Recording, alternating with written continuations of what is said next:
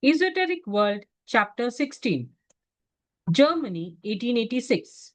In Würzburg, HPB continued her work on the manuscript of the Secret Doctrine, which involved a number of unusual techniques. At the same time, she also received a number of visitors, including Emily Kislingbury and Marie and Gustav Gebhard. In early May, Countess Wachtmeister left Würzburg with Marie Gebhard to visit Franz Hartmann in Austria. At the same time, HPB left Würzburg with Miss Kislingbury to spend the summer in Ostend, Belgium. However, Gustav Gebhard persuaded HPB to stop for a visit with him at Elberfeld, a German town in the Ruhr Valley, now incorporated into the city of Wuppertal. HPB was visited there by her sister Vera Zhelihovsky and niece Vera, who was to later marry Charles Johnston. 16A Countess Constance Wachtmeister, January to May 1886, Würzburg, Germany. One day at this time, when I walked into HPB's writing room, I found the floor strewn with sheets of discarded manuscript. I asked the meaning of this scene of confusion, and she replied, "Yes, I have tried 12 times to write this one page correctly, and each time the master says it's wrong. I think I shall go mad writing it so often. But leave me alone. I will not pause until I have conquered it, even if I have to go on all night." I brought her a cup of coffee to refresh and sustain her, and then left her to prosecute her weary task. An hour later, I heard her voice calling me, and on entering, found that at last the passage was completed to satisfaction. But the labor had been terrible, and the results were often at this time small and uncertain. As she leaned back, enjoying leaned back, enjoying her cigarette, and the sense of relief from arduous effort, I rested on the arm of her great armchair and asked her how it was she could make mistakes in setting down what was given to her.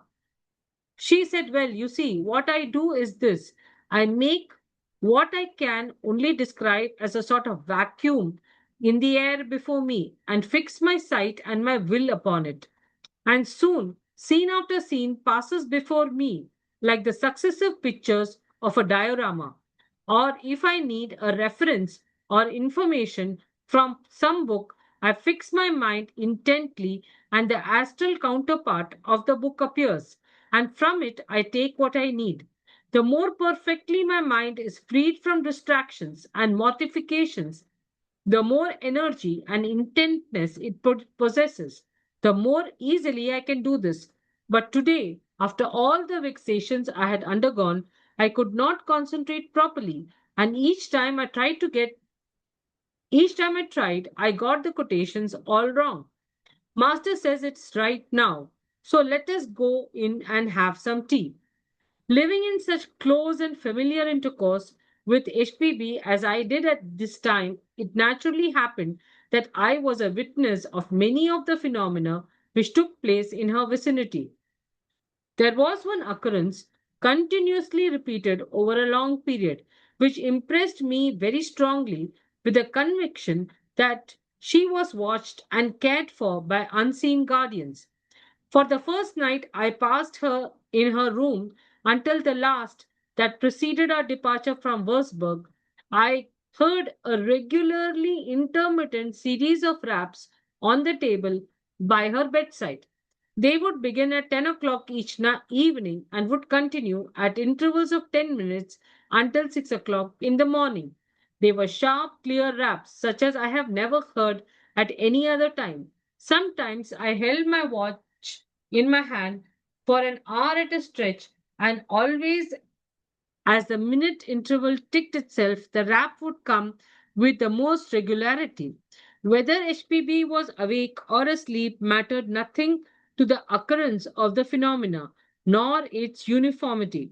When I asked her for an explanation of these raps, I was told that it was an effect of what might be called a sort of psychic telegram which placed her in communication with her teachers, and that the chelas might watch her body while her astral left it. Another incident proved to me that there were agencies at work in her neighborhood whose nature and action was inexplicable or on generally accepted theories of the constitution and laws of matter. As I have already remarked, HPB was accustomed to read her Russian newspaper at night after retiring, and it was rarely that she extinguished her lamp before midnight. There was a screen between my bed and this lamp, but nevertheless, its powerful rays reflected from the ceiling and the walls and often disturbed my sleep. One night this lamp was burning after the clock had struck one. Could not sleep, and as I heard HPB's regular breathing that she slept, I rose gently, walked round the lamp and turned it out. There was always a dim light pervading the bedroom, which came from a night light burning in the study. The door between that room and the bedroom kept open. I had extinguished the lamp and was going back when it flamed up again, and the room was brightly illuminated. I thought to myself, what a strange lamp! I suppose the spring does not act. So I put my hand again on the spring and watched until every vestige of flame was extinct, and even then held down the spring for a minute. Then I released and stood for a moment longer, watching. When, to my surprise, the flame reappeared and the lamp was burning as brightly as ever. This puzzled me considerably, and I determined to stand there by that lamp and put it out all through the night, if necessary, until I discovered the why and wherefore of its eccentricities. For the third time, I pressed the spring and turned it down until the lamp was quite out, and then determined to stand there by that lamp and put it out all through the night. No, 1 minute. For the third time, I pressed the spring and turned it down until the lamp was quite out, and then released it, watching eagerly to see what would take place. For the third time, the lamp burnt up, and this time I saw a brown hand slowly and gently turning the knob of the lamp. Familiar as I was with the action of astral forces and astral entities on the physical plane, I had no difficulty in coming to the conclusion that it was the hand of a chela, and surmising that there was some reason why the lamp should remain alight, I returned to my couch.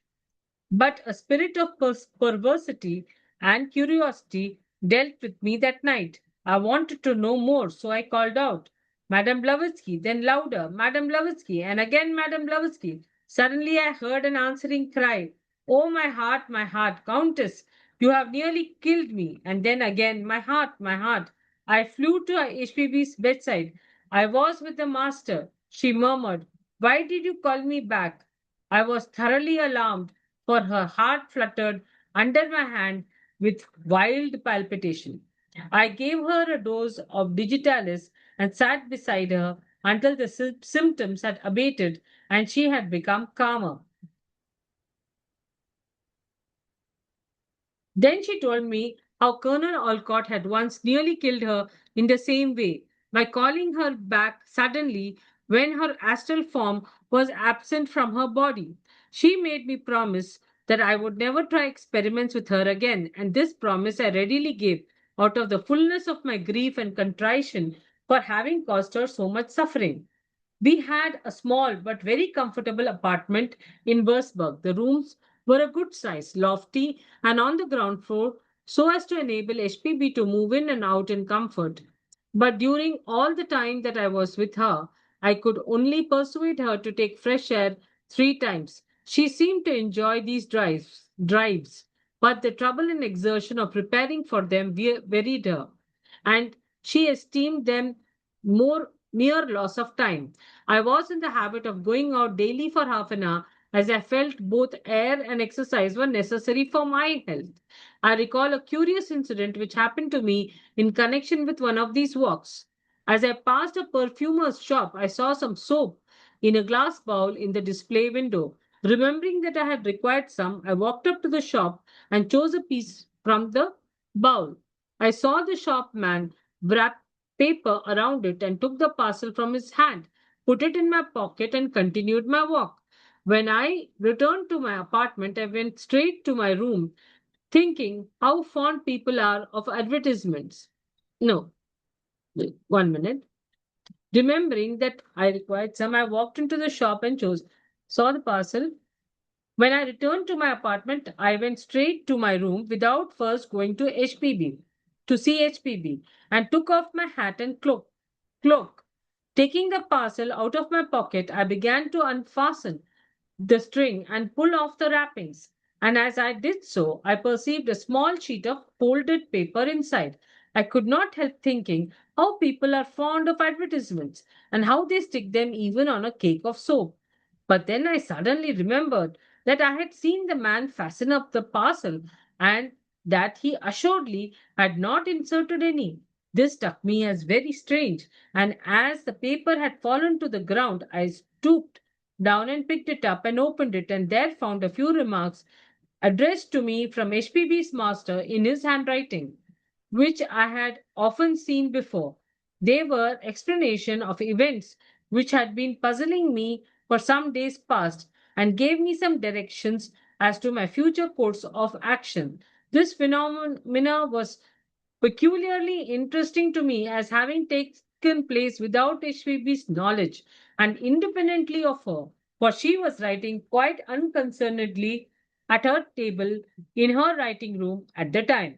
I have been lingering on many points which have nothing directly to do with the writing of the secret doctrine, but it seems to me that by showing some of the details of HPB's life at that time, one gains a better comprehension of the woman who wrote that stupendous work. Day after day, she would sit there, writing through all the long hours. Nothing could be more monotonous and wearisome than her life regarded from an outside point of view. But I suppose at that time she lived much in the inner world and there saw sights and visions which compensated for the dreariness of her daily life. She had, however, a distinction of a rather peculiar nature. In front of her writing desk, attached to the wall, was a cuckoo clock, and this used to behave in a very extraordinary manner.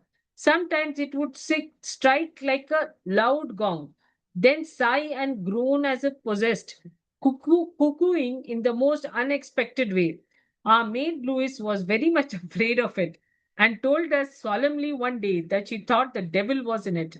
Not that I believe in the devil, she said, but the cuckoo almost speaks to me at times. And so it did. One evening I went into the room and saw what appeared to me like streams of electric light coming out of the clock in all directions. On telling HPB, she replied, "Oh, it's only the spiritual telegraph. They are laying it on stronger tonight on account of tomorrow's work." Living in this atmosphere and coming into contact so continually with these usually unseen forces, this all seemed the true reality to me, and the outer world was that which appeared vague and unsatisfactory. But the winter sped by and the spring came on, and one morning HPB received a letter from a friend of several years' standing, Miss Emily Kislingbury, who wrote that she would come and pay us a visit. At this time, too, we received a visit from Mr. and Madam Gebhard. As we were now in full spring, it was time to think of our summer plans, and HPB decided to spend the ensuing summer months at Ostend with her sister and niece. Madame Gebhard was anxious to make a short stay in Austria and persuaded me to accompany her to Kempton. We made our plans and began an arduous task of packing. In a few days of HPB's boxes were corded and locked, and the eventful journey was about to begin. Miss Kislingbury was returning to London and kindly promised to accompany HPB as far as Ostend. It was always a formidable thing for HPB to travel, and I look in dismay at the 9 packages which were placed inside her railway carriage. We started very early to go to the station, and there was seated HPB surrounded by her numerous belongings, while we tried to make arrangements with the conductor to let her alone in the compartment with Miss Kislingbury and her maid Louis. Then began the serious task of piling up all the baggage consisting of pillows, coverlets, handbags, and the precious box containing the manuscript of the Secret Doctrine. Well, poor HPB, who had not been out of her room for weeks, had to walk along the platform, and this proved performed with difficulty. We got her comfortably settled and were just rejoicing to think that the onerous task was satisfactorily completed when one of the officials came to the door and began to remonstrate violently against the carriage being crowded with packages. He talked in German. HPB answered in French, and I began to wonder how it would all end. When fortunately the whistle was heard and the train began to move out of the station. 16B Vera Johnston, HPB Sneeze, June 1886, Elberfeld, Germany. In June 1886, I stayed with my aunt in Elberfeld. It was her habit to read out in the afternoon what she had written in the Secret Doctrine in the preceding night. Generally, on coming down in the morning from the bedroom I occupied in the house of Madame Gebhard, together with my mother, I found my aunt deep in her work. One day I saw evident traces of perplexity written on her face. Not wishing to disturb her as I sat down quietly and waited for her to speak, she remained silent a long time with her eyes fixed on some point on the wall and with a cigarette between her fingers, as was her custom. At last she called out to me. Vera, she said, do you think you could tell me what is a pie? Rather astonished at such a question, I thought a pie was some kind of an English dish. Please don't make a fool of yourself, she said impatiently. Don't you understand? I address you in your capacity as a mathematical pundit. Come and see this. I looked at the page that lay before her on the table and saw it was covered with figures and calculations, and soon became aware that the formula n equals 3.14159 was put down wrongly and throughout was put down wrongly throughout them all. It was written n equals 31.4159. With great joy and triumph, I hastened to inform her of her mistake. That's it, she exclaimed. The confounded decimal point bothered me all morning. I was rather in a haste yesterday to put down what I saw, and today, at the first glance at the page, I intensely but vaguely felt that there was something wrong. And do what I could not remember where the decimal point actually was when I saw this number. Knowing very little of theosophy in general and my aunt's way of writing in particular at that time, I, of course, was greatly struck with her not being able to correct such a slight mistake in the very intricate calculations she had written down with her own hand. You are very green, she said. If you think that I actually know and understand all the things I write, how many times am I to repeat to you and your mother that the things I write are dictated to me, and that sometimes I see manuscripts, numbers, and words before my eyes which I never knew anything, of which I never knew anything.